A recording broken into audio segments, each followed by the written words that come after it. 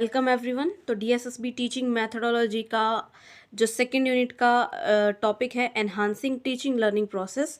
ठीक है, इसे कंप्लीट करेंगे। Feedback, reflection, dialogue as a means of constructivist teaching क्या होता है। ठीक है, हमारा जो कंटेंट है इसके सोर्सेज हैं इग्नू और एनआईएस की बुक्स। ठीक है, बाइलिंगुअल कंटेंट है और पूरी टीचिंग मैथडोलॉजी यूनिट 2 का लास्ट टॉपिक है। ये यूनिट 2 भी कंप्लीट हो जाएगी। पूरी टीचिंग मैथडोलॉजी प्रॉपर पीडीएफ्स और क्वेश्चंस के साथ हम जो है कवर करेंगे। ठीक है, अब नई वीडियोस के अपडेट के लिए आप हमारा टेलीग्राम चैनल जो है उसको ज्वाइन कर सकते हो। कंसर्न सब टॉपिक्स क्या रहने वाले हैं आज के, पहले तो हम देखेंगे enhancing teaching learning process, classroom observation and feedback का क्या रोल रहता है, रिफ्लेक्शन एंड डायलॉग कैसे कंस्ट्रक्टिविस्ट टीचिंग का एक पार्ट है। और शुरू करने से पहले मैं आपको बता दूं, जो पिछली लेक्चर जो हमने करवाया था आपका, ठीक है, जिसमें टीचिंग लर्निंग प्रोसेस का ऑर्गेनाइजेशन था, तो ये जो टॉपिक है एनहांसिंग टीचिंग लर्निंग प्रोसेस, ये भी उसी का पार्ट है।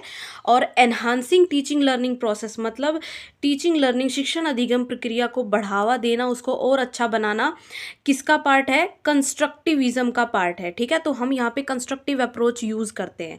अब मेन इंपॉर्टेंट बात यह है कि पिछली वीडियो जो थी उसमें जब मैंने प्लानिंग एंड ऑर्गेनाइजेशन में प्लानिंग के बाद जब करवाया था तो बताया था कि उसके अंदर कंस्ट्रक्टिविस्ट टीचिंग लर्निंग प्रोसेस जो है वो हमने अच्छे से कवर कर ली थी कि कंस्ट्रक्टिविस्ट टीचिंग कैसे होती है, प्लानिंग कैसे होती है, वो सारी चीज़ें। ठीक है, तो मेन पॉइंट्स जो हैं और क्लासरूम ऑब्जर्वेशन, फीडबैक, रिफ्लेक्शन और डायलॉग जो है मेनली इस वीडियो में हम डिस्कस करेंगे। और इसकी जो अंडरस्टैंडिंग है वो हम पिछली वीडियो से ले चुके हैं। तो स्टार्ट करते हैं। बट उससे पहले जितनी भी हमारी वीडियोस हैं उनकी पीडीएफ डीएसएसबी की अगर आप एक्सेस करना चाहते हो तो इस नंबर पे व्हाट्सअप करके आप इन्फॉर्मेशन ले सकते हो। सिर्फ व्हाट्सअप करना है, कॉल नहीं करना है। ये हमारा टेलीग्राम चैनल है, देख सकते हो आप। नई वीडियोस के अपडेट के लिए आप इसको ज्वाइन कर सकते हो। उनका लिंक जो है आपको डिस्क्रिप्शन में मिल जाएगा। ऑल राइट, तो लेट्स स्टार्ट। सबसे पहले तो एनहांसिंग टीचिंग लर्निंग प्रोसेस की हम बात कर रहे हैं। एनहांस का मतलब होता है कि भाई किसी भी चीज़ को और बेटर बनाना। ठीक है, जो हम पिछली वीडियो में कवर कर चुके हैं कि कैसे बेटर प्लानिंग के साथ और कंस्ट्रक्टिव अप्रोच के साथ टीचिंग लर्निंग प्रोसेस को ऑर्गेनाइज करके बेटर बनाया जा सकता है। तो यहाँ पे क्लासरूम ऑब्जर्वेशन की जो टर्म है इनको स्पेसिफिकली मेंशन किया हुआ है इसके अंदर। तो सबसे पहले हम देखते हैं कि क्लासरूम ऑब्जर्वेशन क्या होती है। How can we enhance teaching learning process, कैसे आप एनहांस कर सकते हो इस टीचिंग लर्निंग प्रोसेस को। Watching a teacher's performance in their classroom और लर्निंग एनवायरनमेंट। अब क्लासरूम ऑब्जर्वेशन होता है एक कक्षा का अवलोकन करना कि किसी भी कक्षा में जो शिक्षण अधिगम प्रक्रिया चल रही है वो कैसी है। ठीक है, तो वहाँ पे हम टीचर की परफॉर्मेंस को देखते हैं कि वो क्लासरूम में या लर्निंग एनवायरनमेंट को किस तरीके से हैंडल कर रहा है। अब ऑब्जर्वेशन कई तरह की होती है। अब टीचर जो होता है वो स्टूडेंट्स को ऑब्जर्व करता है। दूसरा जो अथॉरिटी होती है वो क्लासरूम को ऑब्जर्व करती है कि क्लासरूम जो है उसके अंदर टीचिंग लर्निंग प्रोसेस किस तरीके से चल रही है। It is the quantitative way of recording and measuring teacher behaviour and mastery by systematically watching and recording them in action. ये शिक्षक का व्यवहार और उसकी प्रवीणता को व्यवस्थित रूप से देखता है और उसमें ये देखता है कि कितना अच्छे तरीके से टीचर जो है अपने एक्शन में है या उसका पढ़ाने का तरीका कितना अच्छा है। ठीक है, तो क्वांटिटेटिव मेजरमेंट होता है ये टीचर की परफॉर्मेंस का बाय ऑब्जर्विंग द लर्नर्स। और शिक्षार्थी जो होते हैं उनको भी हम ऑब्जर्व करते हैं कि वो कैसे रिस्पॉन्ड कर रहे हैं एक पर्टिकुलर टीचर के साथ या एक पर्टिकुलर क्लासरूम में। और जिन्होंने केवीएस के टाइम पे बैच लिया था उन्होंने जब पढ़ा होगा तो उसमें भी सेम टॉपिक था और जिन्होंने पढ़ रखा है उनको पता ही होगा इस टॉपिक का। ठीक है, तो पर्पस कर लेते हैं अब हम। इसका पर्पस जो है क्या होता है? To improve student outcome by improving the instructional prowess of the teacher. अब जब आप क्लासरूम में ऑब्जर्वेशन कर रहे हो तो वहाँ पे हम यही देख रहे हैं ना कि टीचर की एफिशिएंसी कितनी है। जितनी उसकी एफिशिएंसी है या जो भी उसकी परफॉर्मेंस है ना, उसको हम इम्प्रूव करते हैं ताकि जो टीचर है उसकी प्रोवेस को हम इम्प्रूव करते हैं ताकि स्टूडेंट्स जो हैं उनके कौशल में सुधार लाया जा सके या उनकी जो शिक्षा है उसको बेटर बनाया जा सके। To provide researchers with information on current educational practices and to identify instructional problem. अब एजुकेशन के फील्ड में जो शोधकर्ता होते हैं, जो टीचिंग लर्निंग प्रोसेस से रिलेटेड फॉल्ट जो होते हैं उनको फाइंड आउट करते हैं, तो उनको भी एक इन्फॉर्मेशन मिल जाती है यहाँ से कि एजुकेशनल प्रैक्टिसेस जो हैं, कि जो भी हमारी शिक्षा जिस तरीके से प्रदान की जा रही है उसमें क्या क्या समस्याएं हैं, तो उसको भी पहचानने में यहाँ पे क्या मिलती है, पूरी मदद मिलती है। ठीक है, तो ये पर्पजेज हैं किसके, क्लासरूम ऑब्जर्वेशन के। Now to identify biases in how different group of students are treated. अब ये भी हम देखा जाता है कि कहीं बच्चों के साथ कोई बायसनेस नहीं हो रही किसी बेसिस पे, जेंडर के बेसिस पे, उसके इकोनॉमिक स्टैंडिंग के बेसिस पे, या किसी भी तरीके के एलिमेंट के बेसिस पे उनके साथ कहीं भेदभाव तो क्लासरूम में नहीं किया जा रहा है, ये भी देखा जाता है। नाउ जो क्लासरूम ऑब्जर्वेशन होती है, जो कक्षा अवलोकन होता है, ठीक है, हिंदी में होगा ये कक्षा अवलोकन, इसके तत्व यानी एलिमेंट्स कौन कौन से होते हैं, क्या क्या चीज़ें होती हैं इसके अंदर जो देखी जाती हैं। तो सबसे पहला जो एलिमेंट है, तत्व है, वो है a stated purpose for the observation, कि जो भी अवलोकन, कक्षा अवलोकन आप करवा रहे हो उसका उद्देश्य क्या है। ठीक है, तो ऑब्जर्वेशन या जो है क्लासरूम ऑब्जर्वेशन, उसका पर्पस जो है हमें सबसे पहले पता होना चाहिए। उसके बाद ए स्पेसिफिक ऑब्जर्वेशनल फोकस, कि आप जो भी मतलब आपका विशिष्ट मतलब फोकस कहाँ पे है, किस एरिया पे जो है आप ज़्यादा फोकस डालना चाहते हो, किस एरिया को आप ऑब्जर्व करना चाहते हो। ठीक है, उसके बाद observational definitions of all the observed behaviour, कि जो भी आपने व्यवहार देखा है आप उनकी परिभाषाएं दीजिए, मतलब उसको डिफाइन कीजिए कि ये एक पर्टिकुलर बिहेवियर है, ये होना चाहिए या नहीं होना चाहिए, या क्लासरूम में इस तरीके से होना चाहिए। Next is training procedure for observers, जो भी अवलोकन करेंगे, ठीक है, जो भी अवलोकन करेंगे उनको ट्रेन देना है, या उनको प्रशिक्षण प्रक्रिया उनकी होनी चाहिए, उनको इंस्ट्रक्शंस देने हैं कि आप जब भी अवलोकन करोगे तो आपको ये चीज़ें ध्यान में रखनी है। फॉर एग्जांपल, अगर टीचर्स को कोई टास्क दिया जाता है तो उससे पहले उन्हें इंस्ट्रक्शंस दिए जाते हैं कि आपको इन इन बातों का ध्यान रखना है, तो यहाँ पे उन्हें ये बताना है कि इस प्रोसीजर से या इस प्रक्रिया से आपको करना है काम। एंड ऑब्जर्वेशन स्केड्यूल, तो यहाँ पे अब आपको क्या करना है, एक स्केड्यूल डिफाइन करना है, एक टाइम वगैरह जो भी है कि इस दिन होगा, इस डेट को होगा, इस टाइम पे होगा, वो स्केड्यूल आपने बनाना है। इस सेटिंग कहाँ पर होगा, कौन सी जगह पे होगा, वो स्थान निर्धारित करना है। यूनिट ऑफ टाइम, उस टाइम को डिफाइन करना है, कितने टाइम का होगा।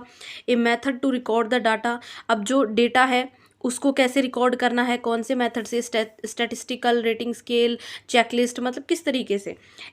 A method to process and analyse data, और जो डेटा है उसको प्रोसेस कैसे करना है और उसको एनालिसिस उसका कैसे करना है, कैसे विश्लेषण करना है। तो ये सारे जो हैं ये एलिमेंट्स हैं क्लासरूम के। आपका पर्पस, किस तरीके से ऑब्जर्व करना है, फोकस क्या रहेगा, टाइम क्या रहेगी, जगह क्या रहेगी, कौन से मेथड्स जो हैं आप अडॉप्ट करेंगे, ये सारे क्या हैं, एलिमेंट्स क्लासरूम ऑब्जर्वेशन के। Now types of classroom observation, कक्षा अवलोकन के प्रकार जो है वो कौन कौन से हैं। देखो, अब ये पहला है observation of teachers performance by administration, एक तो प्रशासन जो है शिक्षक के प्रदर्शन का अवलोकन कर रहा है। दूसरा है observation perform by teachers, peers, instructional specialist और कोच।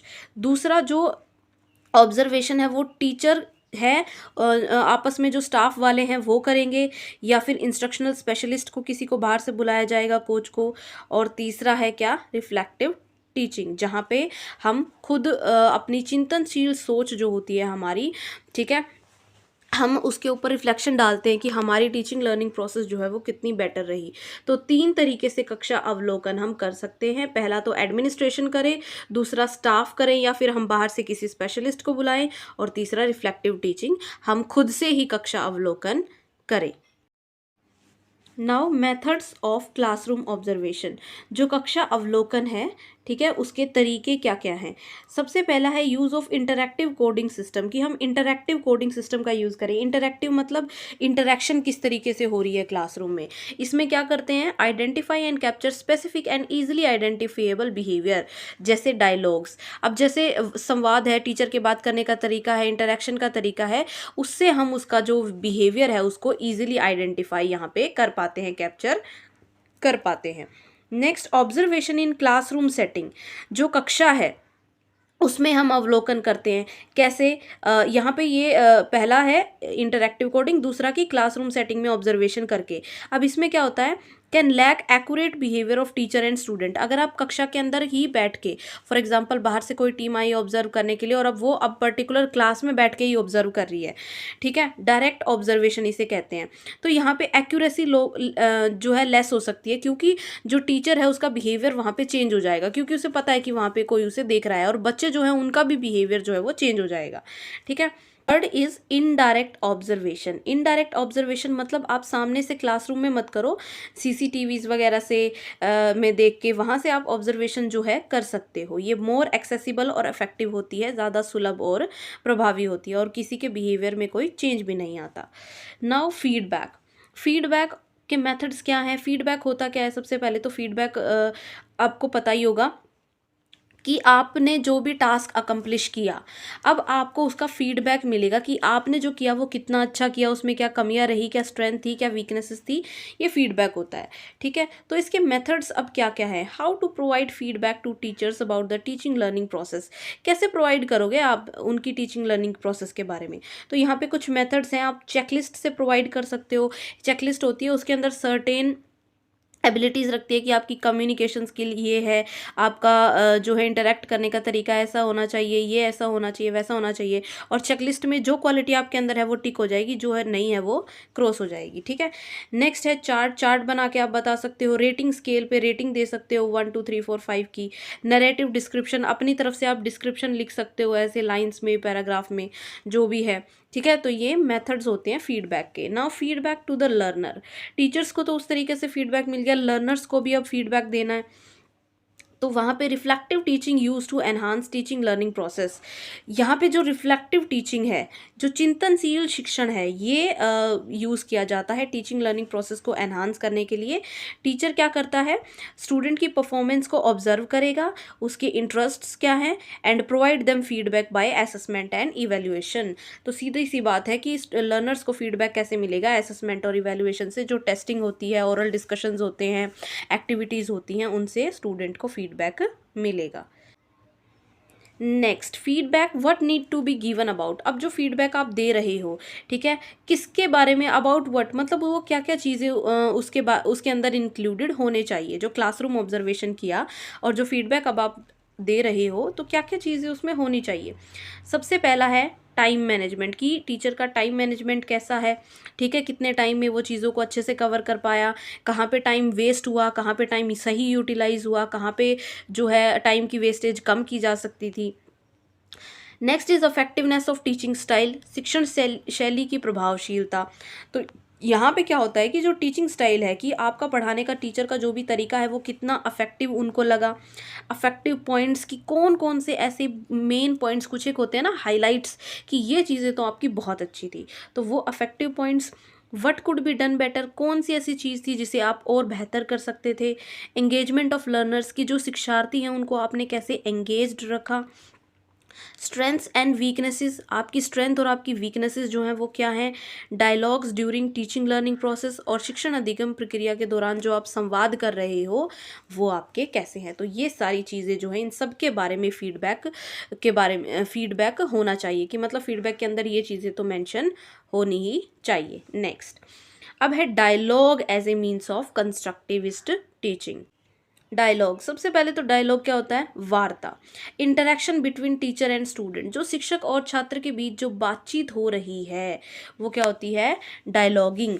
अब ये जो डायलॉग है, इसे कंस्ट्रक्टिविस्ट, रचनात्मक शिक्षण के लिए आप कैसे यूज़ कर सकते हो। तो इसके अंदर भी ये तरीके हैं। पहली है accountable talk, dialogic inquiry, exploratory talk, dialogic teaching, ठीक है। ये 4 तरीके के आते हैं। जवाबदेह बात, की आपने पूछो, आप बच्चों से सवाल जवाब करो। डायलॉजिक, संवाद करो उनके साथ, खोजपूर्ण बातचीत करो, एक्सप्लोरेशन कर रहे हो आप किसी पे, ठीक है। डायलॉजिक डायलॉजिक यानी डायलॉग्स वगैरह हैं, है ना, कि मतलब संवाद के द्वारा आप जो है बातचीत कर रहे हो। तो ये कुछ नहीं है, बातचीत के अलग अलग तरीके हैं, ठीक है। तो ये अलग अलग तरीके की बातचीत या ये सारी वैरायटी जो आप शामिल कर सकते हो एक कंस्ट्रक्टिविस्ट टीचिंग में, ठीक है। Children construct their own knowledge, क्योंकि कंस्ट्रक्टिविस्ट का होता है कि बच्चे जो है अपने ज्ञान का निर्माण क्या है, खुद ही करते हैं। तो हमें अपने टीचिंग डायलॉग्स जो हैं, अब टीचिंग डायलॉग ऐसा नहीं कि कुछ अलग ही है, जो हम क्लासरूम में जिस तरीके से इंटरेक्ट कर रहे हैं, किस तरीके के एग्जाम्पल हम लेंगे, कौन से टॉपिक पे हम बात करेंगे, किस तरीके की बात करेंगे, क्वेश्चंस पूछेंगे, बच्चों को एक्सप्लेन करने के लिए कहेंगे, ठीक है, संवाद होंगे, पहले आप पूछोगे बच्चे जवाब देंगे, या बच्चों का आपस में कोई इंटरेक्शन आप करवाओगे, ठीक है, वो सारी चीज़ें ही होंगी इसके अंदर। तो यहाँ पे टीचिंग डायलॉग जो है आपको प्लान करना चाहिए, ताकि so that they encourage students to ask questions and build their understanding of concept, कि आप बच्चों को ये प्रोत्साहित कर पाओ कि वो क्वेश्चंस पूछें और जो भी कॉन्सेप्ट है उसकी समझ जो है वो विकसित कर सकें, ठीक है। Now next, reflection as a means of constructivist teaching. Reflection, जो हम चिंतनशील जो शिक्षण जिसे हम कहते हैं, कि हमने टीचिंग लर्निंग प्रोसेस जो है उसको एग्जीक्यूट कर दिया, पढ़ा दिया हमने क्लासरूम में, उसके बाद हम बैठ के सोचते हैं कि वो कितनी इफेक्टिव रही स्टूडेंट्स के रिस्पॉन्स के बेस पे, है ना। Reflection on teaching learning process by teacher, ठीक है, तो ये क्या होता है, रिफ्लेक्शन। अब कंस्ट्रक्टिविज्म टीचिंग में तो यूज़ होता ही है, रिफ्लेक्शन का यूज़ होता है, फीडबैक का होता है, डायलॉगिंग अच्छी होनी चाहिए, ठीक है। तो रिफ्लेक्शन यहाँ पे effectiveness of TLM, teaching strategy and methods, हम क्या क्या देखते हैं कि हमारा जो टीचिंग लर्निंग मटेरियल था वो कितना इफेक्टिव रहा, हमारी स्ट्रेटजी कितनी अच्छी रही, और हमने जो तरीके अपनाए वो बच्चों को कितने प्रभावी लगे, या शिक्षण अधिगम प्रक्रिया उससे कितनी प्रभावी बनी। Reflection on teaching learning process by student, अब छात्रों द्वारा जो शिक्षण अधिगम प्रक्रिया है उस पर चिंतन कैसे करना है, self assessment, learning as assessment कैसे होगा, जो जो स्टूडेंट है, अब जो टीचर तो रिफ्लेक्शन कर ही रहा है, स्टूडेंट्स भी तो रिफ्लेक्ट करते हैं अपनी लर्निंग पे, तो वहाँ पे सेल्फ असेसमेंट आ जाती है, जिसे हम लर्निंग एज असेसमेंट भी कहते हैं, स्व मूल्यांकन और आकलन के रूप में सीखना। तो ये जो टॉपिक है हमारा कंप्लीट होता है। अपकमिंग लेक्चर हमारा यूनिट 3 डिसेबिलिटी पे रहेगा। हमारी जितनी भी वीडियोस हैं इनकी पीडीएफ एक्सेस करने के लिए इस नंबर पे व्हाट्सअप करके आप इन्फॉर्मेशन ले सकते हो, ठीक है। और स्क्रीन पे आपको प्लेलिस्ट दिख रही होंगी डीएसएसबी की, एचएसएससी की और केवीएस की। और एचएसएससी और केवीएस की इसलिए सेम है क्योंकि सिलेबस डिट्टो सेम है, ठीक है। तो यही टॉपिक्स जो हैं उसके अंदर हैं, और पीडीएफ अगर आप एक्सेस करना चाहते हो तो इन्फॉर्मेशन आपको दे दी है। तो have a good day guys and all the best for your preparation.